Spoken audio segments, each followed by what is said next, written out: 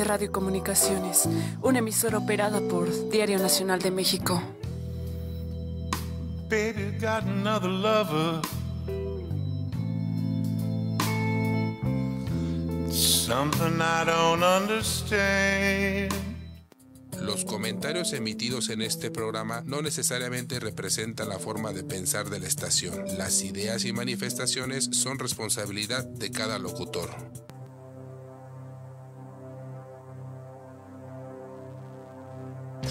Estás abriendo el portal a dimensiones paralelas, historias, enigmas, esoterismos, cultos, información críptica, conspiraciones y mucho más. Comenzamos.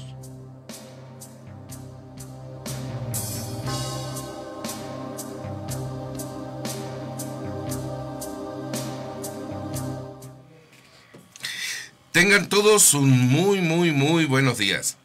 Estamos aquí en Metarmonics, Mundos Alternativos. Bueno, teóricamente desde las 9 de la mañana hasta las 10:30 de la mañana. Pero bueno, hubo un accidente en la carretera México-Querétaro que nos hizo así como medio imposible la llegada a tiempo. Y suena a disculpa y lo es. De veras, de repente hay imponderables que, bueno, nos marcan la mañana. Hoy estamos a jueves 2 de agosto, empezando el mes de agosto. Se antoja un mes bastante bueno y esperemos que así lo sea para todos ustedes. Miren, estamos en DN Radio Comunicaciones por Facebook Live. Estamos también en www.dnmexicoradio.com y por el teléfono en cabina. El teléfono en cabina es el 4632-9653. 4632-9653. Bueno, desde la semana pasada, yo como que anduve viendo qué tema podríamos desarrollar para ahora. Normalmente les voy a decir, y es un tip que yo les paso, al momento de estar desarrollando los temas, me encuentro con algunas cosas que me inducen a otros temas también. Realmente es muy grato, muy agradable esta dinámica. ¿Por qué? Porque de alguna manera no falta qué es lo que hay que desarrollar y qué es lo que hay que hacer. Y en este caso, la semana pasada, para lo que es nuestras pláticas de los sábados, estuvimos viendo un tema muy importante que es el de Metatron. Metatron, aquel ángel, ¿no?, que es Enoc ascendido, ¿no? Y bueno, de esa parte de Metatron devinieron varios personajes, varios nombres de entidades así medio raras, podrán decir ustedes. Y de repente dije, bueno, ¿por qué no hablar? Bueno, que voy a contar el final de la historia, pero devino a la cuestión de los templarios. Los templarios, la sagrada orden del Temple, la orden militar de los pobres compañeros de Cristo y del Templo de Salomón. ¿Quiénes eran estos personajes? Bueno, en el siglo XI, Urbano II empieza a organizar el Papa Urbano II empieza a organizar una cruzada para recuperar, o para conquistar más que recuperar, toda la zona de Tierra Santa. Y bueno, específicamente pues Jerusalén. Entonces van varios militares para allá y resulta que en algún momento se precisa la necesidad de crear una orden militar, en este caso una orden de caballería, y el que llevó a cabo esta iniciativa fue un noble francés que se llamaba Hugh de Payens. que junto con Godofredo de Saint-Omer y 7 monjes más, en Jerusalén, en Israel, fundan la Orden del Temple. La coyuntura pues, era bastante importante porque de alguna manera el templo, lo que era el reducto de los templarios, quedaba pues a muy poca distancia del templo de Salomón.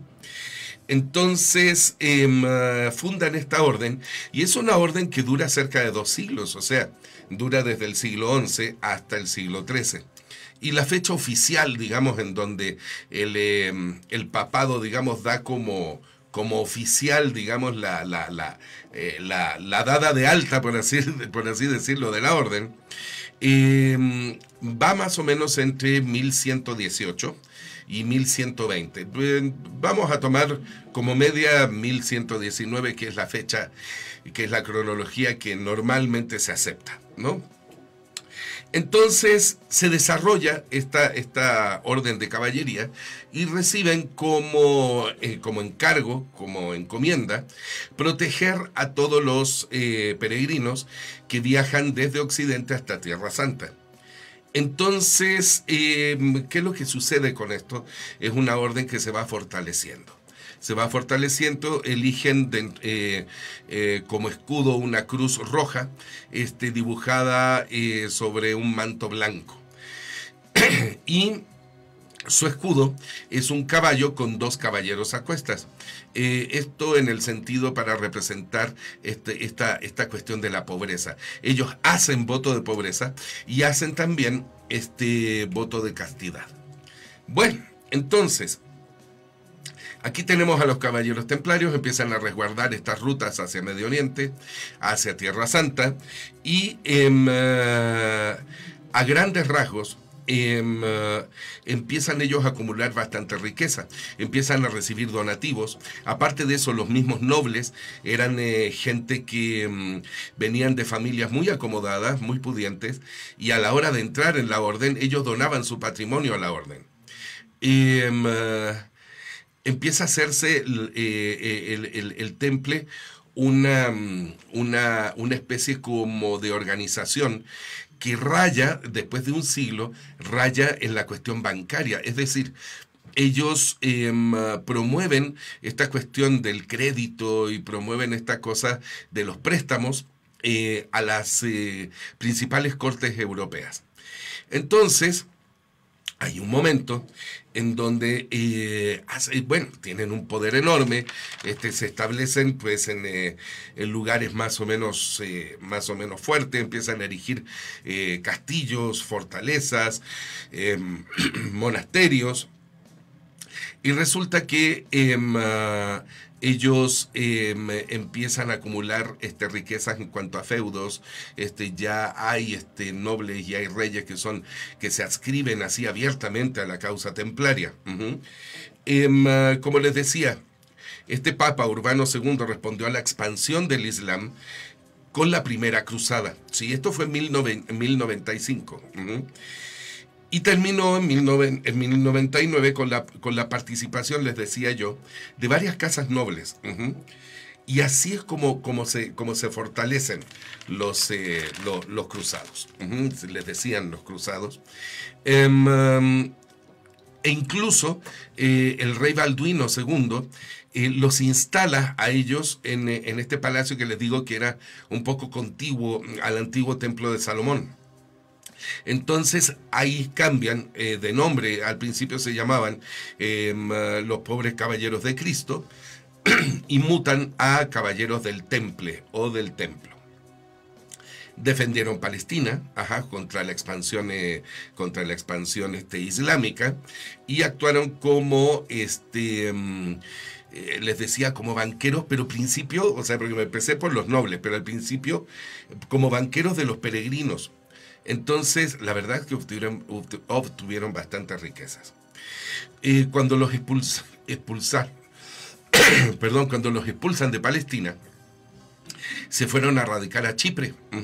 Y ahí pasaron bastante tiempo. Incluso, bueno, en Occidente tenían enclaves en Cataluña, en los reinos de León y Navarra. Incluso, bueno, se menciona, digamos, de manera muy señalada que a la muerte del rey Alfonso I, el batallador, heredaron todo el reino de Aragón.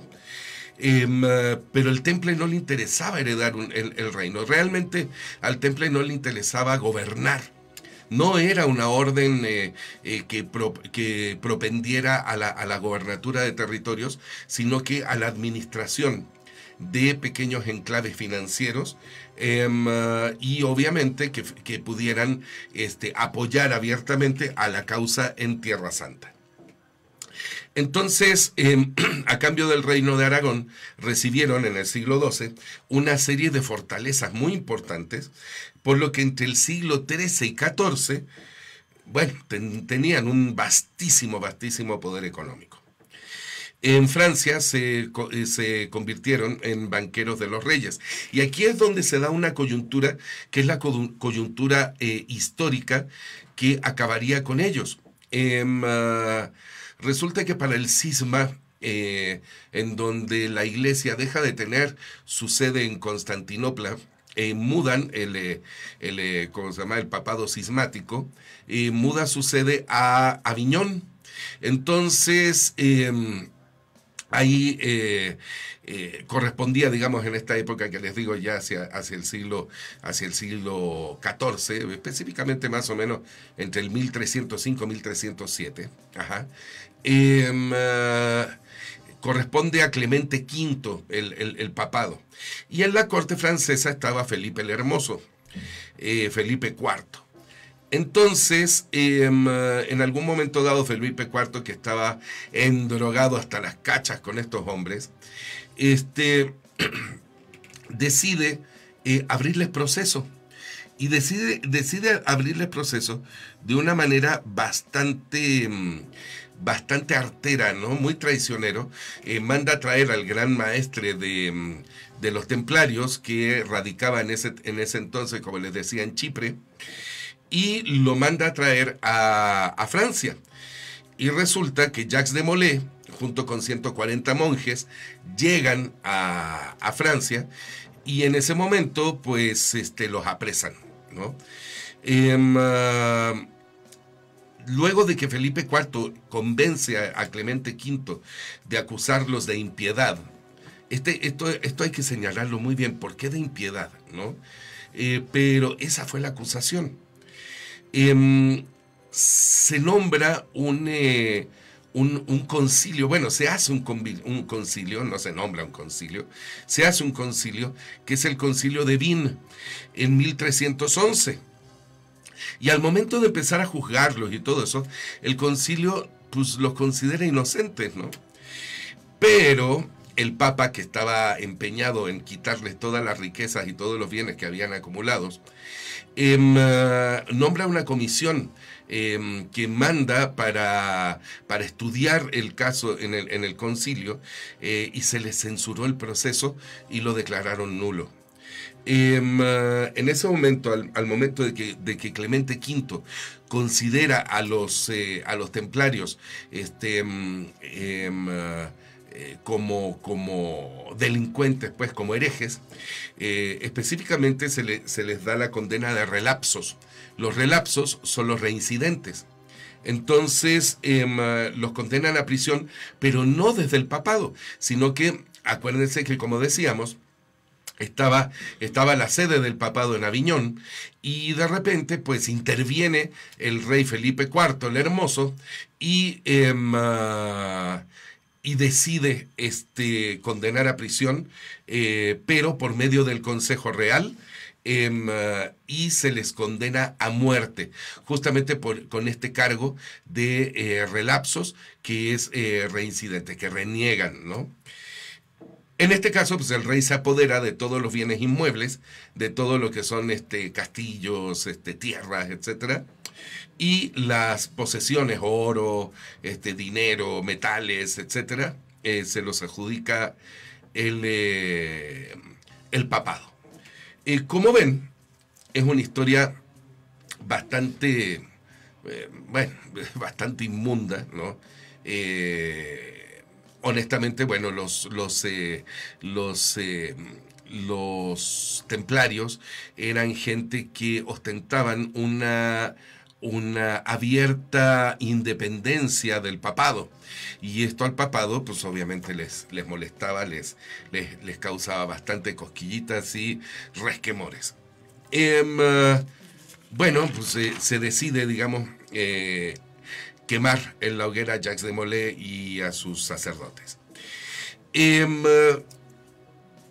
Jacques de Molay, al momento de estar en la hoguera, valientemente decide retractarse de las confesiones que hizo por medio de tormento, y muere condenando y lanzando una maldición de muerte sobre Clemente V y sobre Felipe IV el Hermoso. Bueno, hasta aquí, digamos, esta es la historia un poco oficial, ¿sí? Pero dejaron abierto ellos varios mitos, ¿sí? El mito número 1, sería, vamos a empezar, la Inquisición los acusó de adorar al diablo para poderles confiscar sus pertenencias. Al torturarlos y confesar, porque con esas torturas todo el mundo confesaba, ¿verdad?, no podían retractarse. Y el mito en sí era adorar símbolos satánicos y a la homosexualidad. Solo fue con forma de eliminarlo porque ya no cumplían su función, y sin embargo habían acumulado muchísimo poder. ¿Por qué? Porque ya las cruzadas ya habían pasado, ¿verdad? Y bueno, pues ya no tenía objeto proteger los caminos de Tierra Santa, que llevaban a Tierra Santa. Luego, segundo mito, que yo pude más o menos buscar, que custodiaban el Santo Grial y por lo tanto la sangre real de Cristo. Muchas de las reliquias se perdieron, pero siguieron ellos custodiando el Grial, y a la descendencia de Jesucristo se dice que hasta la actualidad. Vamos a ver nosotros que muchos de estos mitos están sustentados en cosas bastante reales. Luego, se dice que había 9 iniciadores de la Orden del Temple, y que al final terminaron 9 también. El 9 es un número cabalístico, ya lo hemos mencionado anteriormente, pues es 3 veces 3, 3 veces la Trinidad, y por lo tanto, pues estaba esta cuestión cabalística de que empezó la Orden del Temple con el número 9, que es el número de Dios, y terminó con 9 monjes en la hoguera, cosa que pues sabemos que no es cierto. Otro de los mitos eran que eran más poderosos que los reyes. Ahí también hay una discusión bastante amplia, porque si hubiesen sido más poderosos que los reyes, evidentemente no hubieran estado sometidos tan fácilmente por Felipe IV y las huestes papales. Entonces, esto también está un poco a discusión, aunque como orden militar efectivamente eran muy, muy poderosos. Aquí deberíamos nosotros entonces, preguntarnos si realmente eran más fuertes que los reyes o no quisieron serlo, no quisieron rebelarse dentro de esta obediencia que ellos tenían, porque tenían un voto de pobreza muy riguroso. Entonces este voto de pobreza, evidentemente, era un voto que se extendía también a una situación personal, a una situación íntima, en donde ellos tenían prohibida la soberbia. Luego, otra de las cosas que se decía de ellos era que se les tenía que aceptar vírgenes, cosa que no era cierta. Muchos de los nobles que se sumaron a la causa templaria eran gente que tenían hijos, que tenían familia. Lo que sí, al momento de ingresar a la orden, mientras duraran en la orden, tenían que hacer estos votos de pobreza y de castidad. Por lo tanto, no podían tener relaciones sexuales mientras ellos estuvieran adentro de la orden. Bueno, estos son un poco de los mitos que yo más o menos pude encontrar. La verdad es que la Orden del Temple fue una orden que fue muy famosa en la hora de comportarse, entre comillas, bien en batalla. Era una organización humanista. Era una organización profundamente religiosa y era una organización que sostenía valores muy importantes, muy, muy importantes. Sobre todo en cuestión de respeto. Si nosotros hablamos, digamos, de derechos humanos con muchísima anticipación en siglos, podemos destacar la labor del Temple en ese sentido. No eran personas que violaran, por ejemplo, que saquearan gratuitamente, aunque sabemos efectivamente que sí lo hicieron. También las medidas disciplinarias que ellos llevaban a cabo eran tremendamente rigurosas. Bueno, cuando se inicia esta parte de la Orden del Temple, ellos reciben estas acusaciones por parte de los tribunales papales de herejía. Bueno, pero al mismo tiempo, el mismo concilio de Vienne los absuelve y dice, no, son inocentes. Aquí hay un punto que es muy interesante, puesto que hay una realidad en torno a esta situación de herejía que nosotros podemos discutir de manera pues muy profunda. Recordemos que en esa época todavía estaban frescas todos los procesos que se hicieron en contra de los gnósticos a principio de la fundación de la Iglesia. Recordemos que los primeros padres de la Iglesia fueron gnósticos, ¿no? Un Prisciliano, un Bogomilo, un Manes, un Albino, ¿no? Todos estos monjes eran gnósticos. Y el primer cristianismo que existió era de naturaleza gnóstica. Miren, yo voy a criticar un poco al respecto a un programa que yo encontré donde relatan un poco la cuestión del gnosticismo. Y es con fin constructivo a la persona que hace, digamos, estos programas, que es un señor que se llama Revelación Humana, se llama el programa, en donde hay un programa en el cual él describe el gnosticismo como una religión, como un cuerpo de ideas, describe la palabra gnosticismo como equivalente a sabiduría, y bueno. Miren, yo aquí quisiera, incluso a gente misma de mi mismo grupo de estudios, quisiera decirles que en Internet, y miren que nosotros estamos pasando por Internet, pero en Internet hay gente que se encarga de dar estos temas, incluso gente, digamos, muy connotada española, no digo nombres, ¿no? Porque seguramente la gran mayoría de ustedes los conocen, pero que son gente que recurre a Internet como fuente de información. Y la verdad, yo les diría, recurran a libros mejor. Miren, los libros tienden a equivocarse también. Los autores son humanos y los autores luego sostienen puntos de vista que, pues, a la luz del conocimiento o a la luz del discernimiento más que nada, resultan no estar tan acertados. Sin embargo, son fuentes mucho más fiables que las que pueden encontrar en Internet. Gnosticismo jamás ha significado sabiduría. Nunca, ¿no? Empezando por eso, lo digo por este programa Revelación Humana, conforme al gnosticismo. Nunca ha significado sabiduría. Gnosticismo viene de la palabra cognosos, conocere, en latín, que deriva a gnosis, o gnosos, cognosos en griego, que significa conocimiento. El conocimiento no es sabiduría. El conocimiento es esta parte en donde la razón o las facultades del pensamiento tienen a través de los sentidos esta lucidez con respecto al entorno, con respecto a todo lo que nos rodea. ¿sí? Esto es el conocimiento. El conocimiento es una consecuencia de el uso de la razón, ¿sí?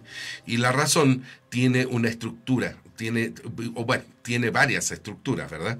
Pero tiende a ser estructural, ¿sí? La razón es una de las 5 facultades del pensamiento. Las 5 facultades son instinto, intuición, pensamiento, inteligencia y razón. La razón es lo que eleva lo concreto a lo abstracto, ¿sí? Por lo tanto, no podemos equipararlo a la sabiduría. La sabiduría va aparejada al conocimiento, eso es cierto, pero no son sinónimos. Por lo tanto, la gnosis o el gnosticismo es un cuerpo de ideas que la principal característica que tiene es la dualidad. Es decir, considerar entre los casos más extremos, por ejemplo, que se considera que la materia es producto del pecado, que la materia nos lleva al pecado, que la materia es la parte, digamos, maligna de la creación, y el espíritu, que es a lo que nosotros debemos de propender, el espíritu es la parte divina, es la parte que nos acerca a la esencia de Dios. Por lo tanto, debemos hacer una total renuncia a la materia para poder acercarnos a Dios. Esto es el gnosticismo. En sí, de forma más liberal, en Occidente hay una escuela gnóstica que funda, por cierto, un mexicano, Samael Aumbeor, en donde esta escuela gnóstica refiere que su nombre, la base de su nombre, es eso, conocer. ¿Sí? Y es un cuerpo muy liberal, muy liberal de ideas, en donde se admite el sincretismo de todas las religiones existentes, incluyendo cultos y sectas también, que pudieran tener afinidad en ideas a este tronco de conocimiento, ahora sí. Este tronco de conocimiento, esta gnosis, nos lleva a la sabiduría. También hay otro tipo de gnosis que se adscribe a las ideas de la magia del caos, y esta gnosis es este estado alterado de conciencia que nos lleva a la experimentación psíquica, ¿sí? Entonces, como podemos ver, no hay ninguna relación con esta situación de la gnosis. Aparte de eso, el programa pues, deriva a una cosa muy calenturienta en cuestión de complots, conspiraciones y todo eso que vienen desde la gnosis. La persona menciona que la gnosis es la única forma de escapar a estas como influencias malignas que puede tener el mundo en nosotros. Y sí, esa parte, pues sí la comparto. Mucho del conocimiento gnóstico tiende a la liberación del espíritu, a la liberación del alma por medio de la razón, y por lo tanto efectivamente podemos escapar a las influencias malignas, a las influencias negativas que algunas religiones y algunos cultos nos pretenden imponer desde un punto de vista violento, impositivo y coactivo, ¿no? Esta cosa, ¿cómo se llama?, de coaccionarnos, ¿no?, a hacer lo que ellos quieren, y esta situación que pues es global, es algo que impera tanto en Oriente y Occidente. Y esta situación de liberación es lo primero que hacen los templarios cuando empiezan a independizarse. Y ojo, como los templarios custodiaban los caminos hacia Oriente, empiezan a tener contacto con los islámicos. Y al momento de tener contacto con los islámicos, empieza su cristianismo, su catolicismo, empieza curiosamente a mutar. Empieza a cambiar. Ya no es la visión exotérica que tienen todo el cristianismo en general, todo el catolicismo, y empiezan a ahondar en un esoterismo a ultranza que definitivamente después los va a llevar a la muerte material, pero a la gloria espiritual. Bueno, ya nos están llamando a nuestro primer corte y estamos en DN Radio Comunicaciones por Facebook Live, nuestra página www.dnmexicoradio.com y nuestro teléfono en cabina es el 46 32 96 53, 46 32 96 53. No le cambien, está muy entretenido esto, es todo una historia, es todo un cuento, así que, y el final ni se lo imaginan, la verdad. Ahorita nos vemos.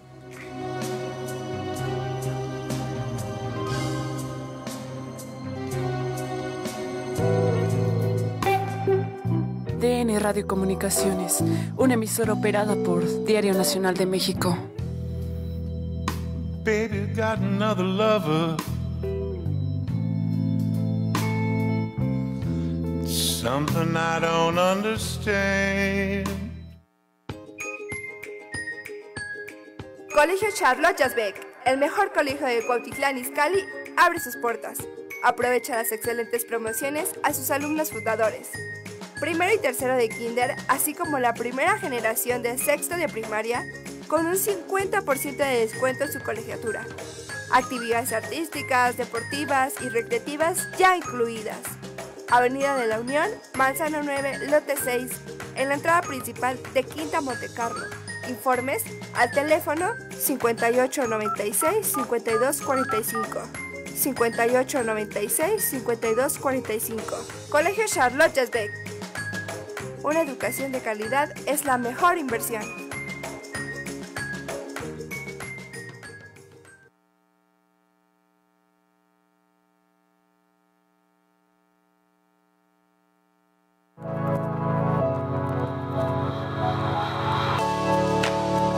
DN Radio Comunicaciones, teléfonos 4632-9653, 4632-9653. DN Radio Comunicaciones, una emisora operada por Diario Nacional de México.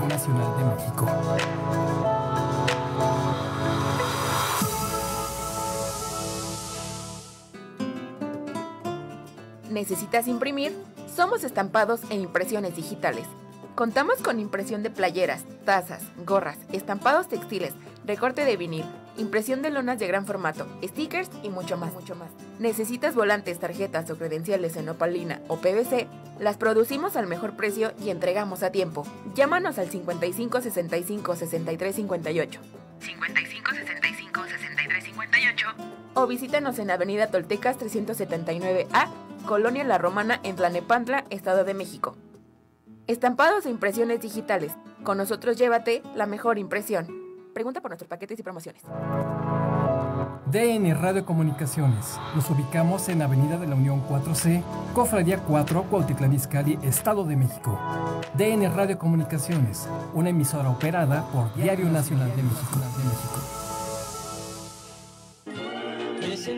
Sentido Humano que Transforma AC, siempre preocupados por la ciudadanía, te invitamos a conocer nuestras nuevas instalaciones ubicadas en Avenida Adolfo López Mateos, número 31, local 7, Barrio San Martín, Tepotzotlán, Estado de México.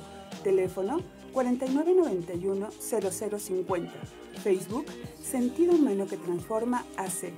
Y recuerda, una sonrisa no tiene precio.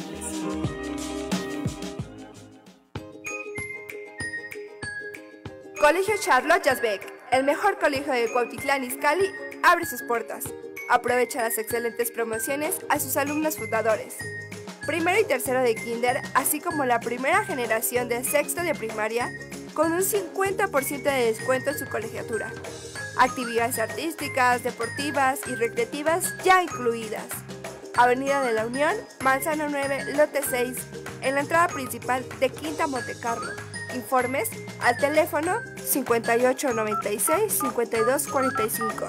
5896-5245. Colegio Charlotte Jasbeck.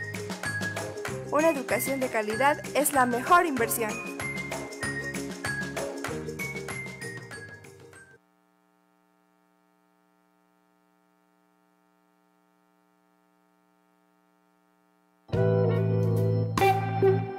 DN Radio Comunicaciones, una emisora operada por Diario Nacional de México. baby got another lover. Something I don't understand.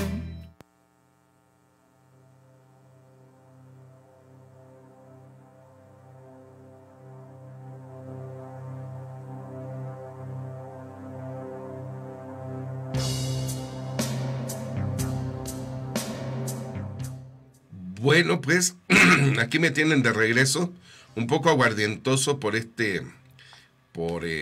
una alergia por acá que ando teniendo, pero bueno, miren, mandando saludos a Pili, a Silvia Alvarado, muchos besitos, a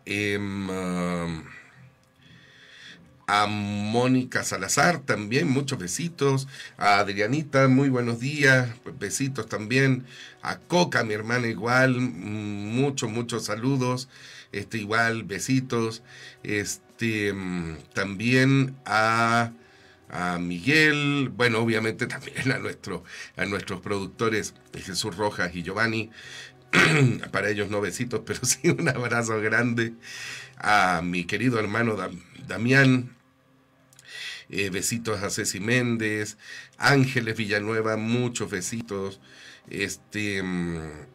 bueno, aquí tenemos ahí una playa de puras estrellas bonitas, Ivette Roldán, mi querida hermana, Guadalupe Ferreira,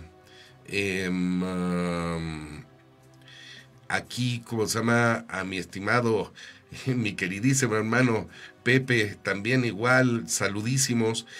Miren, con respecto a Pepe, qué bueno que me manda él estas cosas, de aquí presente, querido hermano, por una cuestión bastante singular que yo quisiera hablar. Miren, justamente este hermano mío reside en la entrada a Puebla, y él dice, digamos, en el grupo de Metarmonics, que es un grupo que de hecho está elaborado para compartir y comunicar conocimiento, oración también, por supuesto, por los enfermos y todo, pero es un grupo que está hecho para oración, para sanación, para compartir las bondades de los Metarmonics en sí como producción musical individual, como música sagrada, personal, que tiene un montón, mil pues sí, de parabienes, ¿no? Genera mucho bienestar, ¿no? Al momento de equilibrar a la persona con su propia melodía, con su propia tonalidad. Pero también mucho conocimiento y sobre todo también mucha acción real en cuestión de ayudar a la gente. Entre la gente que está dentro del grupo, pues bueno, hay gente que pide donativos de repente para alguna causa justa, para alguien que esté mal, o bien, en el caso de Pepe, tenemos acá un caso muy serio, que es con referencia a la Volkswagen de Puebla. No es la primera vez que aquí en DN Radio, sobre todo en el noticiario de mi compañero y hermano Jesús Rojas, se habla de ciertas corporaciones que tienen intereses económicos muy poderosos, que en este caso, por ejemplo, el caso de Jesús, que ha estudiado más a profundidad la situación de las farmacéuticas y de cómo empiezan ellos a contaminar el aire a propósito de poder vender. Y en este caso tenemos que la Volkswagen, y no es la primera vez que alguien lo menciona, créanme, hay unos cañones magnéticos con que bombardean el aire para evitar que se produzca granizo, es decir, se pulveriza el granizo en lluvia, pero una de las reacciones, digamos, que hay es que también aleja la lluvia. Entonces, muchos agricultores que están en situación de subsistencia ven que no llueve, ven que la empresa les aleja el recurso y por lo tanto sus recursos en la tierra pues merman y pues bueno, están sumidos en una pobreza tremenda. No decimos que esto sea la causa del problema, de la pobreza, ¿verdad? Pero sí decimos que si ya de por sí estamos en un sistema de cosas que no los favorece, ¿por qué este tipo de acciones, ¿no? Y es algo que la empresa sabe, o sea, las empresas están conscientes de esto, las grandes corporaciones están conscientes de la eliminación de recursos, pero pues les vale sombrilla, ¿no? Les vale gorro. Para ellos es la cuestión de la ganancia. Y esto es porque Volkswagen tiene ellos dejan los coches en explanadas muy grandes, ¿no? Entonces, al alejar el granizo, alejan la posibilidad de que los coches se lastimen por esta situación. Pero está afectando también a la lluvia. Entonces, yo hago un exhorto, mi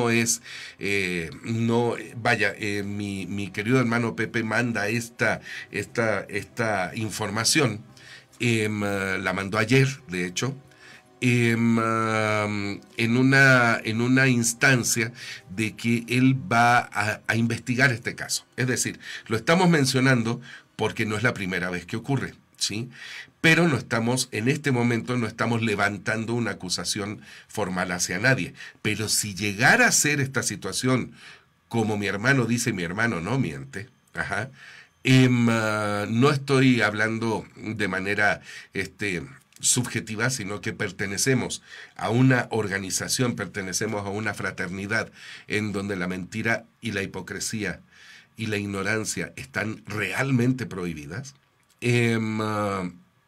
Bueno, resultaría que tendría que verse cómo poder establecer una acción, tanto a través de las redes y todo eso, como eventualmente, pues, según también otra compañerita de nosotros, Mireya, nos estaba aconsejando anoche en cuestión legal sobre el artículo 4 de la Constitución.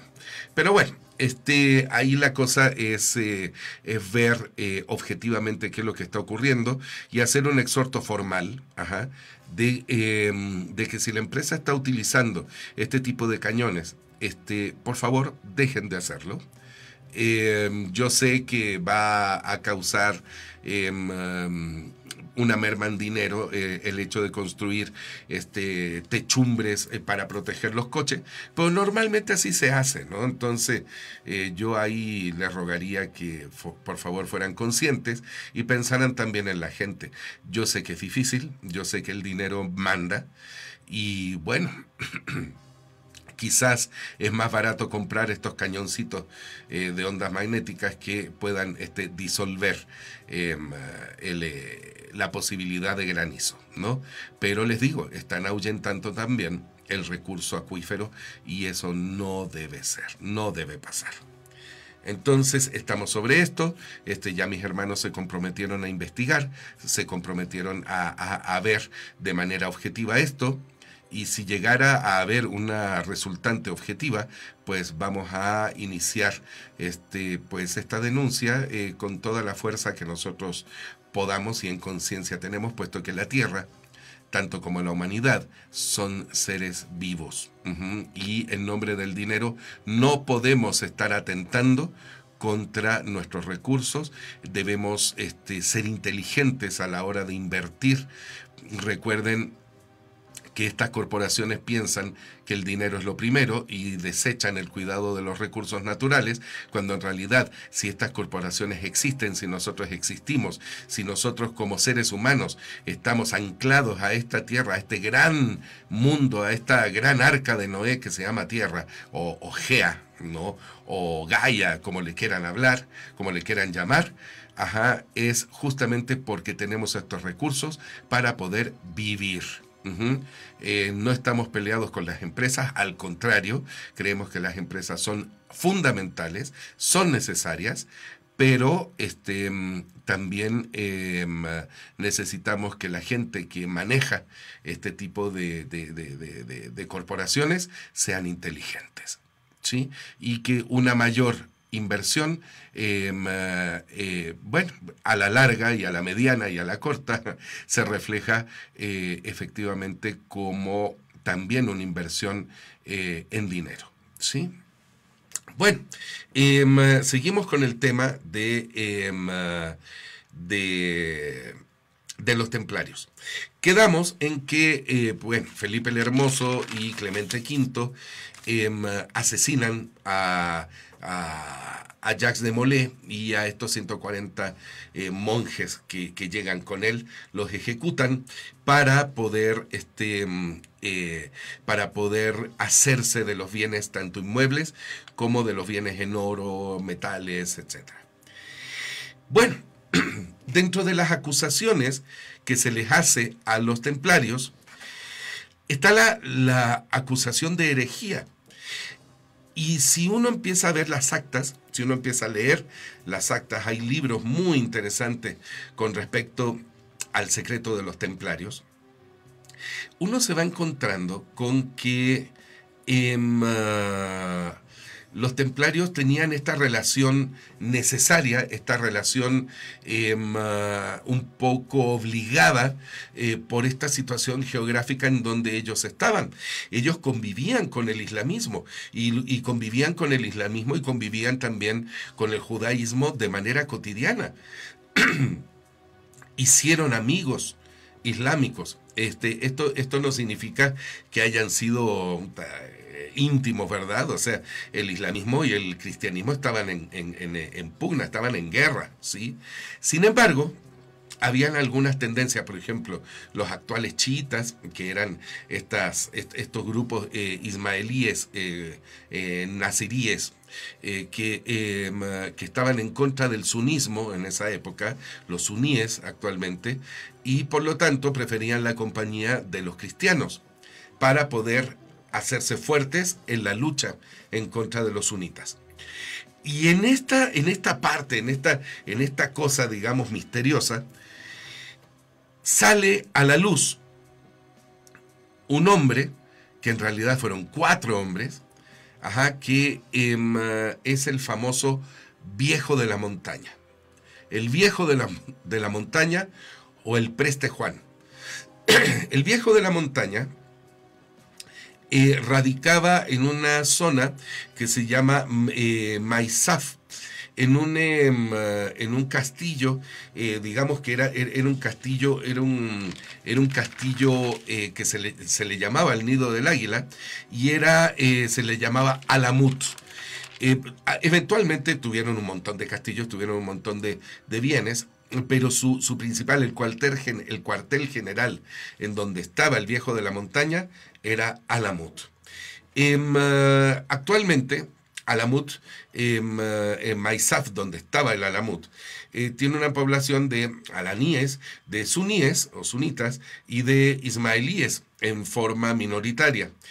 Y está entre una localidad que se llama Hama y el mar Mediterráneo. Ahí tiene esta fortaleza, en su momento, el Viejo de la Montaña, pero también cerca hay un castillo templario, ¿sí? Y es muy curioso, esta situación de convivencia los lleva a una situación de connivencia, es decir, de mezcla de intereses para orientarlos a un objetivo común, que en este caso era la guerra en contra de los islámicos, que no eran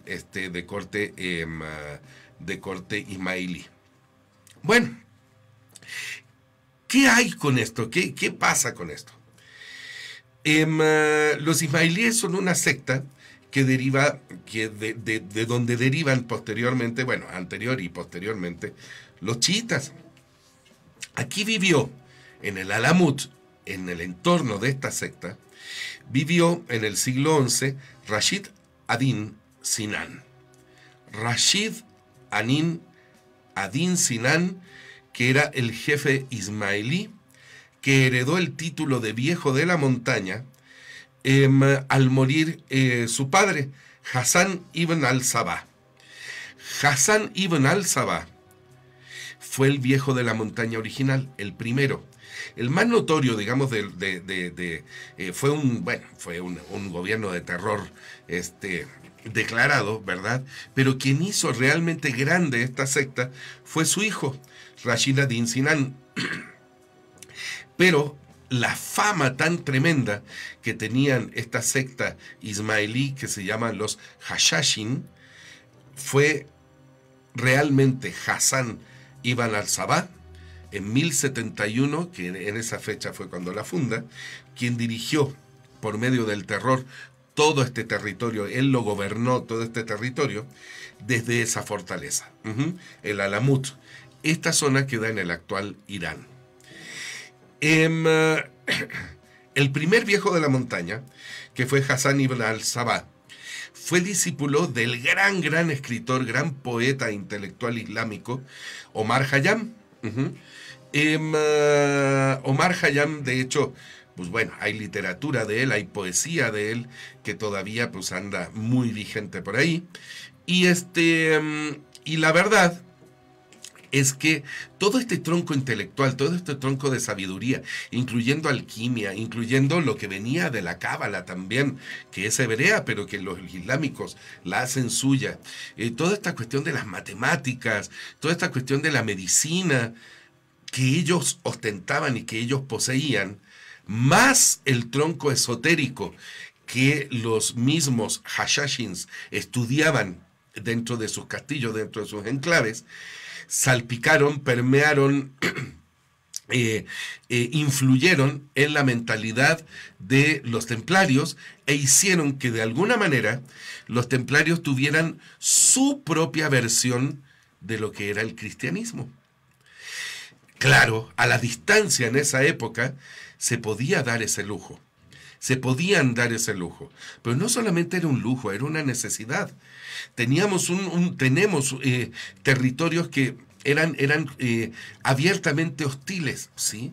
Entonces, cuando dos personas, cuando dos organizaciones, en este caso, estaban llamadas, a pesar de ser opuestas, estaban llamadas a aliarse frente a un opositor común, que en este caso eran esta expansión tan brutal que vivió el Islam en toda la Edad Media, y antes de la Edad Media igual el Islam se expandió muchísimo. Recuerden que en España nada más tenemos que el Islam rigió en toda la zona de Granada y todo eso durante 400 años. Entonces, el Islam fue una idea, fue una religión que vivió momentos francamente expansivos, pero también momentos intelectuales brillantes, momentos intelectuales hermosos, en donde un montón, por ejemplo, Averroes, ¿no? Una Avicena, ¿no? Que fueron grandes intelectuales, grandes matemáticos, nos legaron un tronco de conocimientos maravillosos que persiste hasta hoy. Eventualmente estos conocimientos permearon en alquimistas, por ejemplo, occidentales, que bebieron de estas fuentes, ¿no? Como en el caso de Paracelso, como en el caso de Picot de la Mirandola, como en el caso de, no sé, de Raymond Lull, ¿no? De Baruch de Spinoza, vaya, todos estos intelectuales, Nicolas Flamel, todos estos filósofos, abrevaron en algún momento del conocimiento que tanto judaísmo como el Islam les heredó, desde la antigüedad, desde egipcios, desde griegos. Bueno, entonces, evidentemente, con esta situación, la orden del Temple se vio permeada por este mar de conocimientos maravillosos, y empezaron a cambiar su forma, de pensar. La verdad, hay un momento en donde el temple, como les decía, empezó a independizarse ostensiblemente del papado. Y esto al papado no le gustó nada. Entonces, estábamos en la coyuntura del Viejo de la Montaña. ¿Por qué? Porque esta coyuntura del Viejo de la Montaña es un ejemplo de coexistencia y de coexistencia entre las dos tendencias, entre el cristianismo y el islamismo chiita en este caso. Sin embargo, esta coexistencia con los viejos de la montaña, específicamente con este que les digo yo, que es Hassan ibn al-Sabah, y con su hijo, que fue Rashid ad-Din Sinan, vino a hacer que el temple se modificara ideológicamente, que modificara su enfoque religioso, que modificara su visión de Dios. Y evidentemente esto a la iglesia no le gustó nada. Al-Sabah fue discípulo de Omar Khayyam, el legendario escritor persa que yo les mencionaba. Y Al-Sabah organizó en este enclave de Alamut a cientos de jóvenes entre 12 y 20 años, en adoctrinamiento ideológico y en entrenamiento bélico con dagas y espadas, con el fin de asesinar a sus oponentes, califas, príncipes, nobles, o turcos, por ejemplo, cristianos que penetraran en su territorio, o cualquier tipo de persona que tuviera injerencia o quisiera modificar su ámbito de influencia, tanto territorial como ideológico. Por lo tanto, son los primeros, junto con los Sikh en la India, pero ellos fueron los primeros en ser calificados, como nosotros les llamaríamos originalmente, como les llamaríamos actualmente, como terroristas. El nombre Hashashins significa consumidores de hashish. Y también de esa palabra Hashashins deviene nuestra actual palabra asesino. Entonces, los Hashashins eran consumidores de hashish. ¿Cómo estaba la cosa? ¿Cómo estaba redondeado todo este cuerpo de organizacional? Bueno, teníamos nosotros, era una jerarquía absoluta y era una jerarquía muy, muy férrea. Siempre a la cabeza el Viejo de la Montaña. El Viejo de la Montaña les daba antes de cualquier misión, porque estas misiones se hacían en grupos pequeños o bien individuales, se les daba una botellita con una poción mágica, ¿sí? Esta poción mágica estaba, entre muchas otras cosas, estaba compuesta por hashish. Entonces, dentro de la Lucín, les decía Al-Sabah o les decía a Din, ustedes vayan a la misión, esta es una muestra del paraíso. En el Alamut, de hecho, habían muchas mujeres, música, etcétera, etcétera, y les decían, esta es una prueba del paraíso. Cuando ustedes vayan y cumplan su misión a su regreso, van a vivir el paraíso en la tierra así o mejor. Y si mueren en misión, en el paraíso, los recibirán estas huríes, ¿no? Que eran estas vestales que recibían a los guerreros muertos en gloria y pasaban una eternidad adorados, atendidos por ellas y en un eterno, quizá la palabra que voy a ocupar es aberrante, pero un eterno nirvana de sensaciones, ¿no? Porque nirvana es una situación interior, ¿verdad? Pero también el paraíso. Entonces, es esta plenitud de sensaciones. Bueno, Marco Polo, el viajero, decía que estos jóvenes recibían esta poción con esta recomendación. Vete y asesina. Cumple mis órdenes y cuando regreses mis ángeles te llevarán al paraíso. No, hombre, con esa promesa bárbaro, ¿no? Pero esta situación de adoctrinamiento, nada más por la fe en el Viejo de la Montaña, no se hubiera explicado, la verdad. también había un fondo esotérico que ellos cultivaban a través del estudio del Corán. Entonces ellos buscaban permanentemente las enseñanzas ocultas que Mahoma les había dejado en el libro.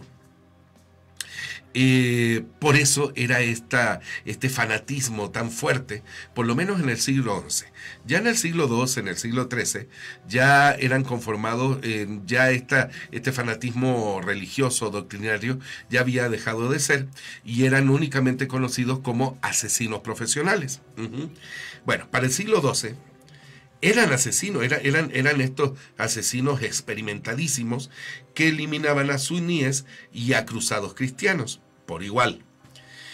Rashid ad-Din Sinan resistió, fíjense, o sea, cómo estaban preparados bélicamente estas personas y cómo estaban tan adoctrinados y tan mentalizados que resistieron el asedio ni más ni menos que del gran sultán Sadah ad-Din Yusuf ibn Ayyub o Saladino. ¿Sí? Saladino, los occidentales lo conocemos como Saladino. Un gran sultán islámico que en su expansión topó con pared con Rashid ad-Din Sinan, y pues bueno, de hecho Saladino en un momento despertó con un puñal clavado en la almohada, ¿verdad? Con un papelito que decía, ¿sabes qué? Hasta aquí llegas o te mueres, ¿no? Entonces Saladino, convencido, digamos, de que así podía ser y que efectivamente, pues, los hashashins podían ser un pasaje directo para la separación del espíritu del cuerpo. Entonces los dejó ser y se organizó de manera armónica con ellos. Bueno,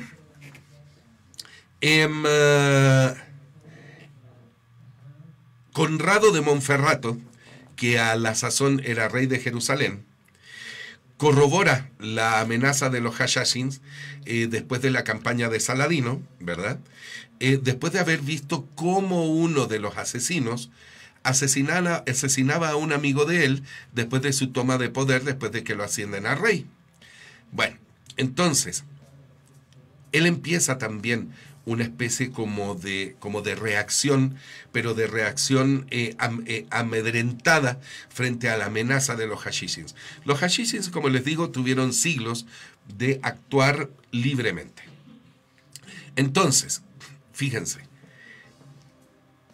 los hashishins tenían, o decían que tenían, una cabeza parlante. Esta cabeza parlante, quien fue testigo de esta cabeza parlante fue un cruzado, un templario que se llamó Godofredo de Wallón. Godofredo de Wallón va a ver al primer viejo de la montaña, Al-Sabah. Y Al-Sabah le dice, bueno, mira, te voy a dar una muestra de mi poder. Y frente al azoro de Godofredo, arriba de una torre había un soldado, había un asesino, y Al-Sabah le hace una señal, y el tipo llega, avienta la espada, y se inmola desde la punta de la torre hasta el suelo. Y se suicida en nombre de Al-Sabah.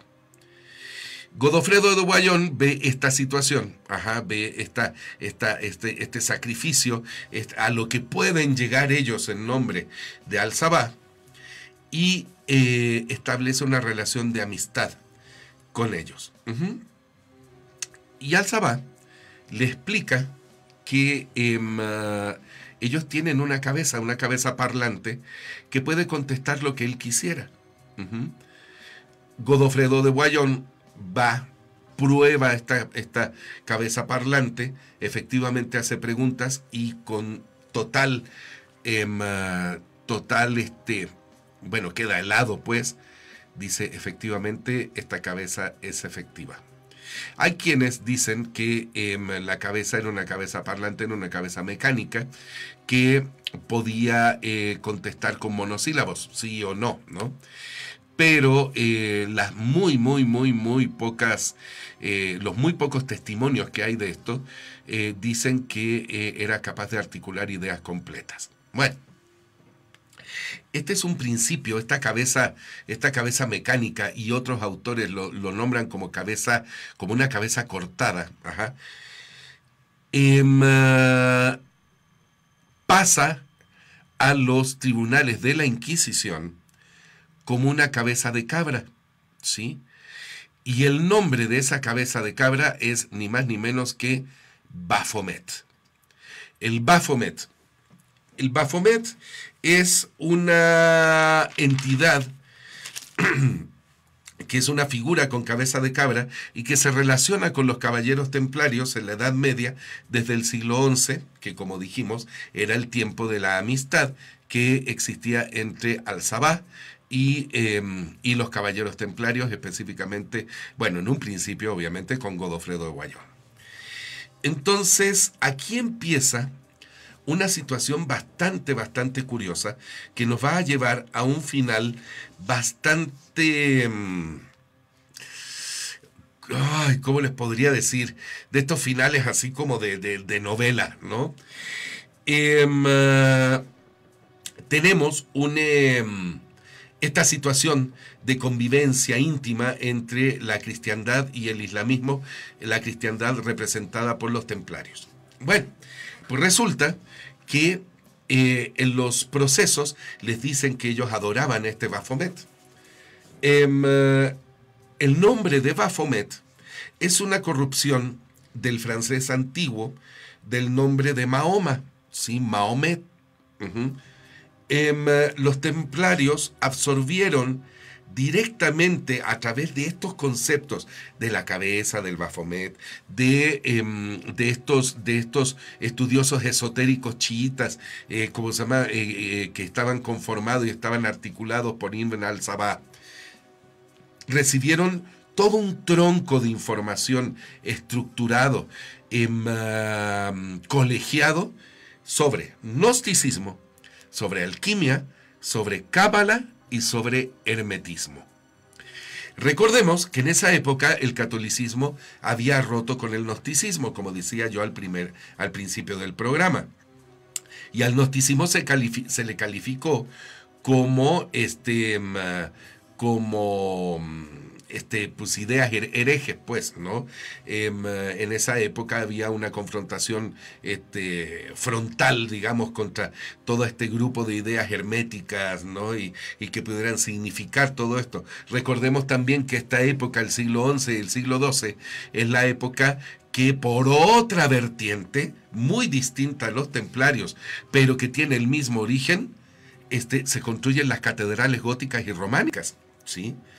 Las catedrales góticas y románicas tienen esta característica de encerrar dentro de su arquitectura y de su forma de expresión escultórica y pictórica toda la información que siglos después vinimos a comprobar que compartían también los templarios con los constructores de la Edad Media, que eran estos hermanos masones, eran estos hermanos, los freemasons, ¿no? que estaban a cargo, los grandes arquitectos que construyeron en base a geometría sagrada, estos enclaves religiosos, telúricos, femeninos, estas odas arquitectónicas a la diosa madre, que eran estas catedrales primero románicas y eventualmente góticas. Bueno, ellos absorbieron toda esta enseñanza, todo este cuerpo hermético de enseñanza, todo este gnosticismo,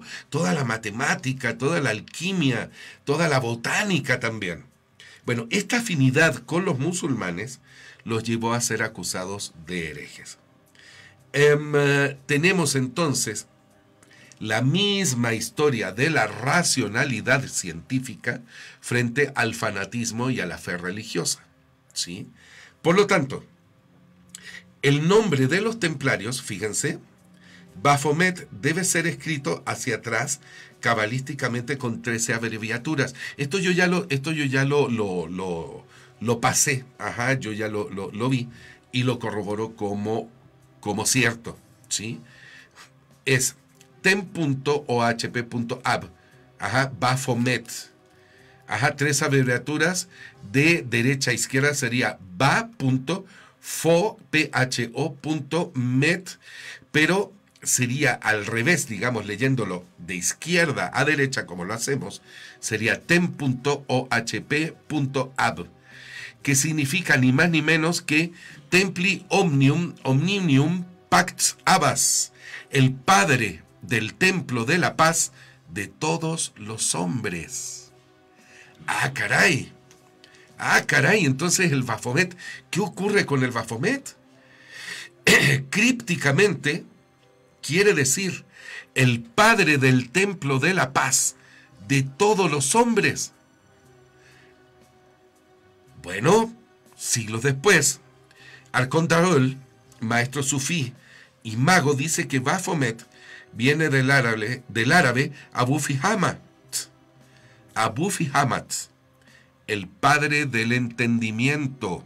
Tenemos un código cifrado de Baphomet al revés que significa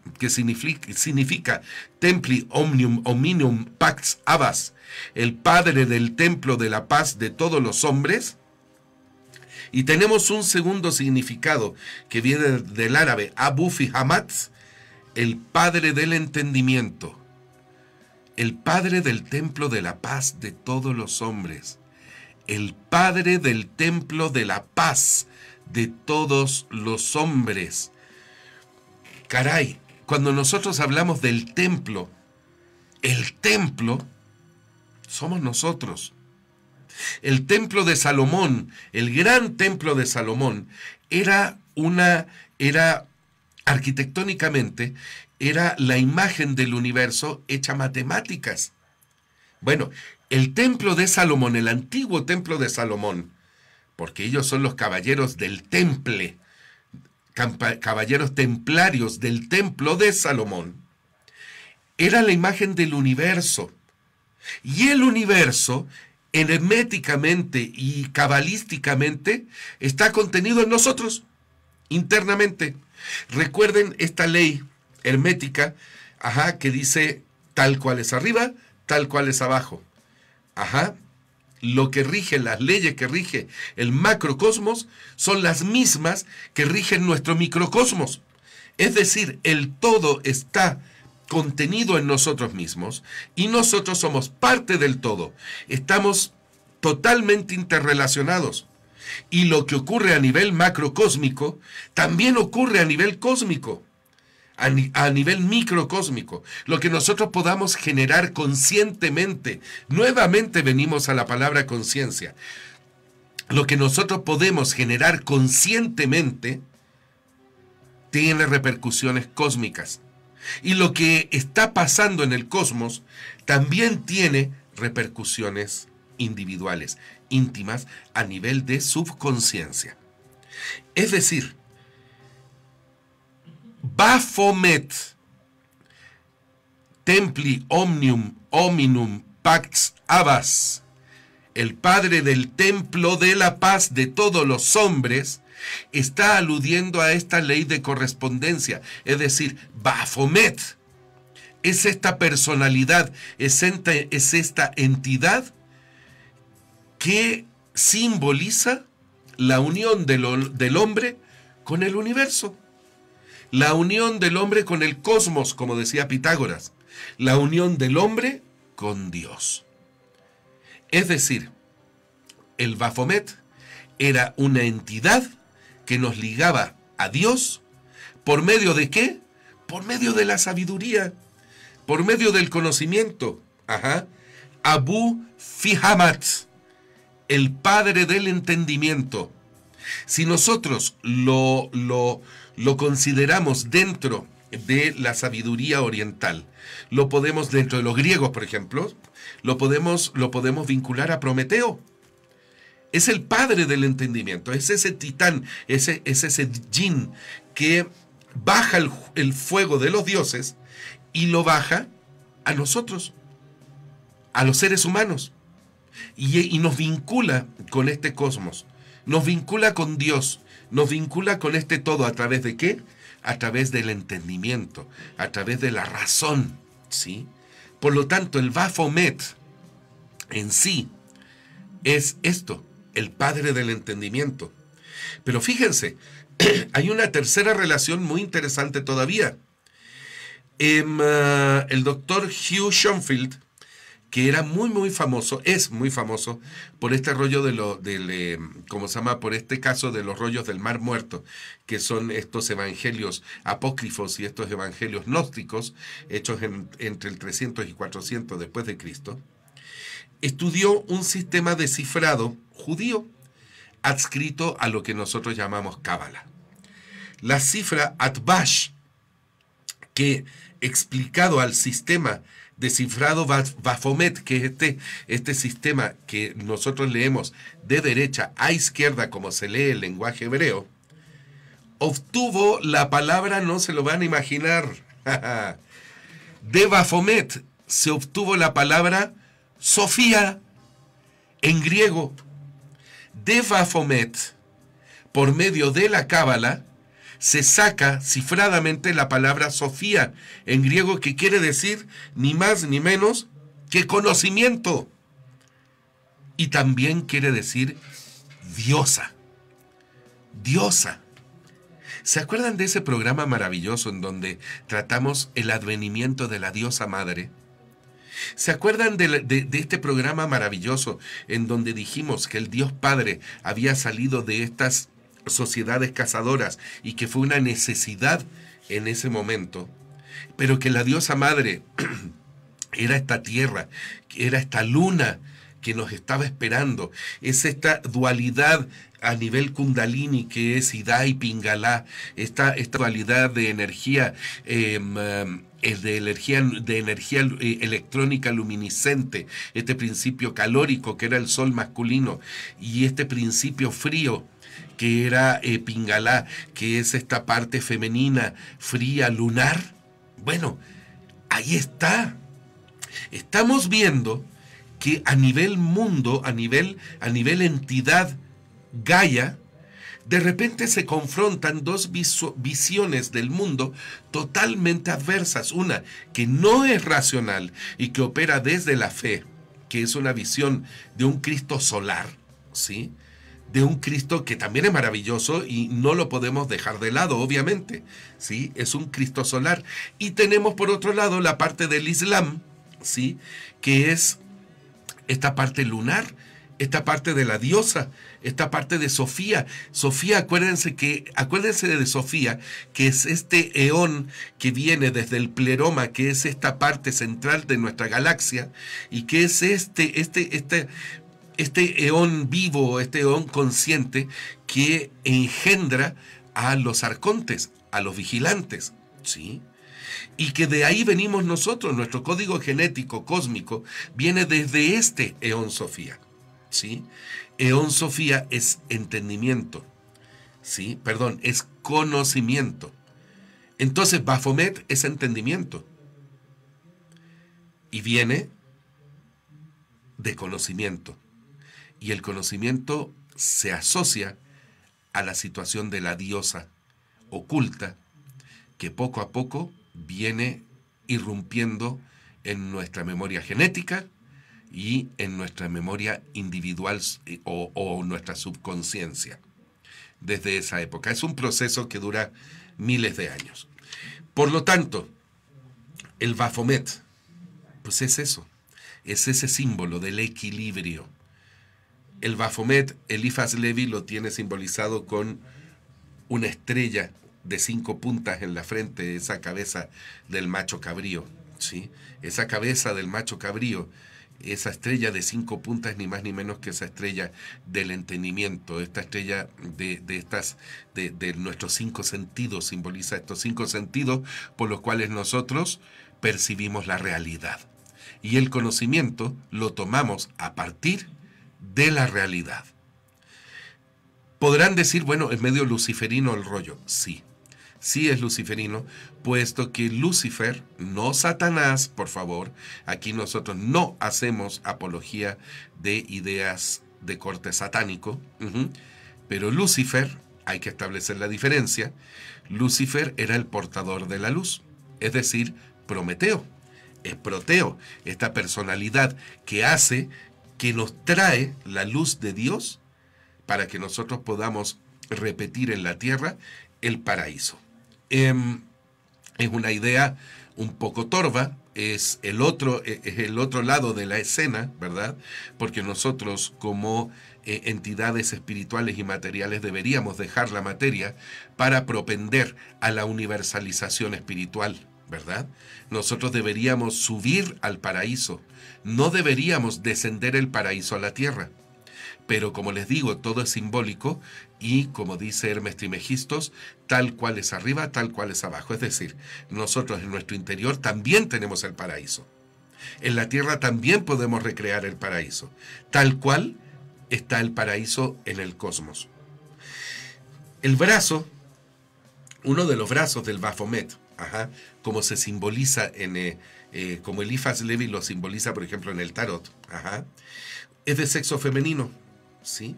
Y el otro es de sexo masculino, haciendo este mudra, que es el mudra de tal cual es arriba, tal cual es abajo. Sus dos manos, una está simbolizando hacia arriba, la otra hacia abajo, significando la ley de correspondencia.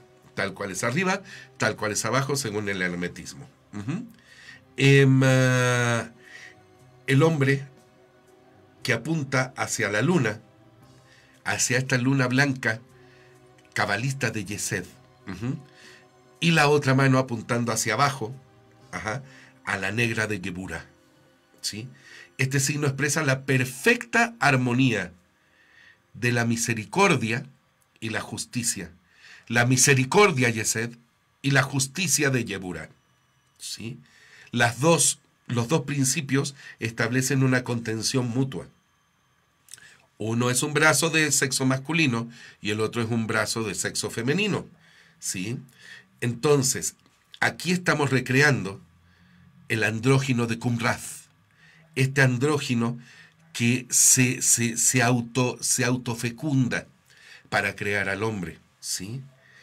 Los atributos que hemos tenido que unir con los de nuestra cabra, esta cabeza de cabra, porque él es uno y el mismo símbolo, ¿sí? La llama de la inteligencia brillante entre los cuernos animales, ¿sí? Nosotros estamos llamados a superar, a exceder las facultades de nuestra bestia interior. Este bestia interior que se da en base a las pasiones, que se da en base a esta percepción del mundo pasional que es irreflexiva, ¿sí? Nosotros, esta estrella está entre los cuernos animales, que establece esta dualidad también, entre los cuernos, simbolizando que desde aquí, desde nuestra glándula pineal, nosotros debemos hacer apología del entendimiento, del conocimiento y crecer hacia el universo en base a ello. La llama de la inteligencia brillante entre los cuernos es la mágica luz del equilibrio universal, la imagen del alma elevada por encima, como la llama mientras que fueron atados a la materia, la cual debemos de dejar. Esta llama del entendimiento, esta llama del conocimiento, brilla encima de la materia. La cabeza de la fea bestia, de la cabra asquerosa, y además horrible, expresa el horror del pecador, ¿sí? El pecador, la actuación del pecador, inequívocamente es material, ¿sí? Y forma parte, el único responsable que tiene que soportar exclusivamente es el mismo pecador, es el que tiene que soportar la responsabilidad de sus mismos pecados. Porque el alma es insensible de acuerdo con su naturaleza. Recuerden que la sensible es el espíritu, el alma es lo que nos mueve, es el ánima, de ahí viene la palabra animal. Y solo se puede sufrir cuando se materializa. La varilla de pie en lugar de los genitales simboliza la vida eterna. A partir de esto, bueno, voy a resumir porque es muy largo, pero la columna, ¿sí? La columna que está simbolizada en el interior del Baphomet es ni más ni menos que el caduceo de Hermes. Son estas dos energías, como les decía, estas dos serpientes que evolucionan hasta llegar a la cabeza. El Baphomet es nuestra oportunidad para sacar de nuestra vida lo que esté mal, lo que se apegue a la materia, lo que se apegue a esta situación de control, de pecado, y poder darle libertad a nuestra mente, a nuestro espíritu, y atarlo a Dios. Que nuestra subconsciencia se anude y se materialice en supraconciencia. Eso era el gran secreto de los templarios. Eso era el Baphomet. Y queda pendiente todavía qué papel cumplieron los templarios usando esta sabiduría, usando este conocimiento para la preservación de la sagrada sangre de Jesucristo. Bueno, este es el tema en hora y media. Espero que les haya gustado. Este es Metarmonics, Mundos Alternativos. Son las 11 de la mañana en punto. Y bueno, estamos en DN Radio Comunicaciones por Facebook Live, www.dnmexicoradio.com, nuestra página, y el teléfono de nosotros 4632-9653. Un saludo a Alejandro y a Mica, por favor, grande y afectuoso. Y bueno, hasta la próxima, nos vemos el próximo jueves. No se lo pierdan, ahora sí espero, de 9 de la mañana a 10:30. Bye.